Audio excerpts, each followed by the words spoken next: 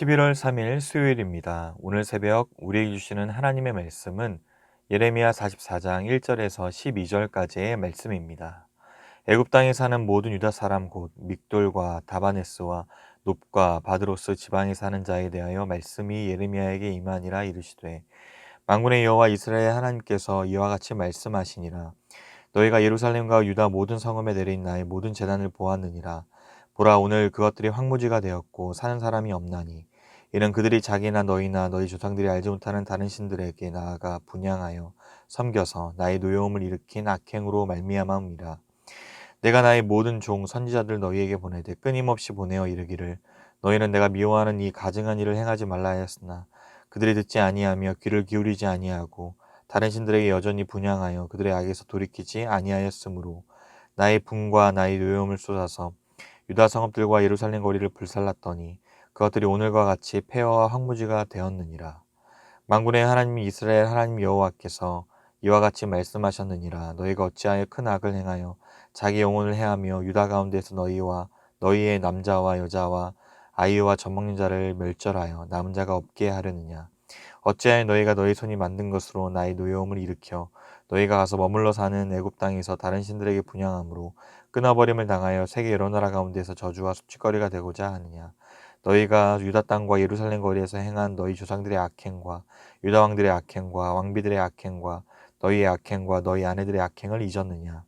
그들이 오늘까지 겸손하지 아니하며 두려워하지도 아니하고 내가 너희와 너희 조상들 앞에 세운 나의 율법과 나의 법규를 지켜 행하지 아니하느니라. 그러므로 만군의 여호와 이스라엘 하나님께서 이와 같이 말씀하시니라. 보라, 내가 얼굴을 너희에게로 향하여 환란을 내리고 온 유다를 끊어버릴 것이며 내가 또 애굽 땅에 머물러 살기로 고집하고 그리로 들어간 유다의 남은 자들을 처단하리니 그들이 다 멸망하여 애굽 땅에서 엎드러질 것이라. 그들이 칼과 기근에 망하되 낮은 자로부터 높은 자까지 칼과 기근에 죽어서 저주와 놀램과 조롱과 수치의 대상이 되리라. 아멘. 예레미야 44장을 시작하고 있는 오늘 본문은 애굽으로 이주해서도 계속해서 우상 숭배를 고집하는 유다 백성들을 향한 심판이 소개되고 있습니다. 먼저 1절에 보시면 하나님께서 애굽 땅 곧 믹돌과 다바네스와 놉과 바드로스 지방에 흩어져 사는 유다 백성들을 향해 말씀하십니다.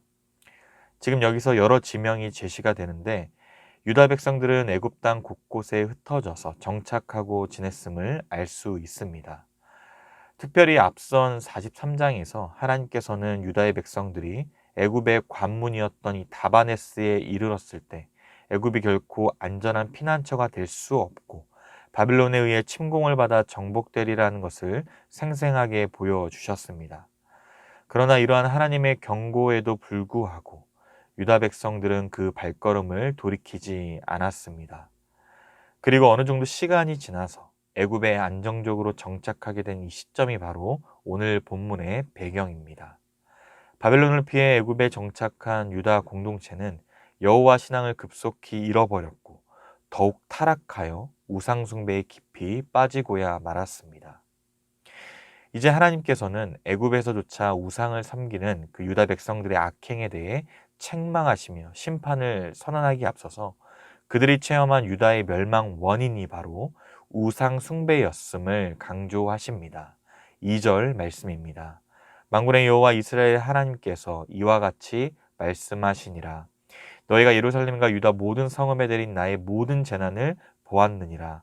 보라, 오늘 그것들이 황무지가 되었고 사는 사람이 없나니.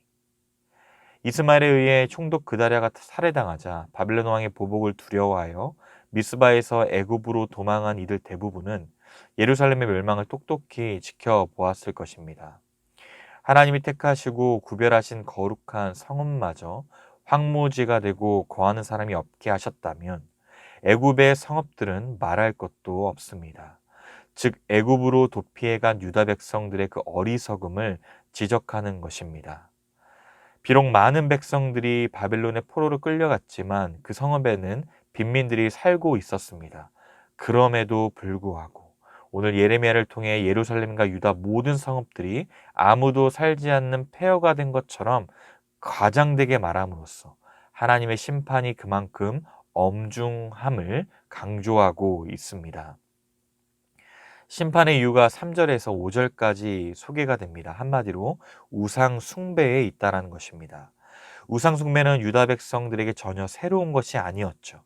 그러나 예루살렘 함락에 관한 예레미야의 심판 경고가 그대로 성취되었음에도 애굽으로 피신한 이들은 전혀 회개할 기미가 보이지 않습니다. 우상 숭배가 애굽에서도 여전히 지속되었을 뿐 아니라 우상 숭배자들이 그 행위의 정당성을 도리어 적극적으로 주장하기까지 할 것입니다. 그들은 여호와의 권위를 계속 무시하였고 자비를 베푸신 하나님 아버지의 호소와 또 간청에 아무런 감동이 없었으며 가증스러운 일에 더욱더 몰두하였습니다. 그러므로 오늘 6절에서 하나님께서 그 진노하심으로 분과 노여움을 쏟아 유다의 성읍들과 예루살렘을 불사르셨다라고 말씀하십니다. 과거 유다 백성의 죄악과 또 이에 따른 심판을 지적한 예레미야는 다시 현재 시점으로 돌아와서 애굽의 유다 백성들에게 동일한 경고를 주고 있습니다. 7절 말씀입니다. 만군의 하나님 이스라엘 하나님 여호와께서 이와 같이 말씀하셨느니라. 너희가 어찌하여 큰 악을 행하여 자기 영혼을 행하며 유다 가운데에서 너희 남자와 여자와 아이와 젖먹는 자를 멸절하여 남은 자가 없게 하려느냐. 여기서 큰 악이라 규정한 것은 이미 악행과 허물로 큰 재난을 초래하였음에도 이를 반복하고 있음을 염두에 둔 표현입니다. 이처럼 큰 악을 저질러 하나님의 진노가 자기 영혼을 해하고 남녀 그리고 어린아이 심지어 젖먹는 아이까지 멸절시킬 것입니다. 하나님께 불순종하여 애굽으로 피한 것도 모자라서 그곳에서 우상까지 만들어 분향하는 유다 백성들은 이제 세계 여러 나라 가운데 저주와 수치거리가 되고 말 것입니다. 우상에 빠진 자들이 9절에 여러 부류로 언급이 되는데 크게 세 집단으로 나눠볼 수 있습니다. 먼저 조상들의 악행은 이스라엘 백성들이 애굽에서 해방되어 가나안 땅에 정착한 뒤로 예루살렘이 함락되기까지 이전 세대들이 행한 악행을 의미하죠. 이러한 표현은 유다 백성들의 죄악이 과거로부터 현재까지 계속되어 왔음을 지적합니다. 그리고 유다 왕들의 악행, 또 왕비들의 악행은 유다 왕조의 죄악을 말하고 너희의 악행과 너희 아내의 악행은 일반 백성들의 죄악입니다. 특히 북이스라엘의 왕들은 이방 민족의 왕족들을 왕비로 맞이하여서 자신만이 아니라 백성들까지 우상 숭배에 깊이 관여하도록 그 원인을 제공하였습니다. 결론적으로 유다 백성들의 우상 숭배는 총체적으로 행해진 악행이었다라는 사실이죠. 이러한 모습이 애굽으로 이주한 유다 공동체 내에서 더욱 만연하였고 이는 하나님께 불순종하여 애굽으로 이주한 결과임을 알 수 있습니다.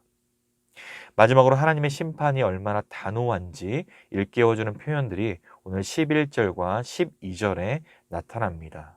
환란을 내리고 온 유다를 끊어버릴 것, 남은 자들을 처단하리니 그들이 다 멸망하여 애굽 땅에 엎드러질 것, 칼과 기근에 망하되 낮은 자로부터 높은 자까지 그 칼과 기근에 죽는 모습은 철저한 심판 그리고 파멸이 애굽으로 도피한 유다 백성들에게 내려질 것을 확실히 말해주고 있습니다. 살아있는 것의 가장 큰 특징은 바로 움직임입니다. 죽어있는 것은 그와 반대로 움직이지를 않죠. 우리의 삶의 어느 곳이든 움직임이 둔해지면 곧 죽는 것과 같은 뜻입니다. 우리의 삶은 어떤 시련이나 고난, 가난, 질병 때문에 위험해지지 않습니다. 그 여러 가지 일을 당하면서도 전혀 움직이지 않을 때 위험합니다. 유다는 왜 망했을까요? 그동안 선지자들을 계속 보내었음에도 끝까지 움직일 생각을 안 했기 때문입니다. 오히려 죄악으로 더 치우치는 쪽을 선택합니다. 우리 인생에서도 가장 위험한 일은 하나님이 무슨 말씀을 하셔도 움직이지 않는 것이죠.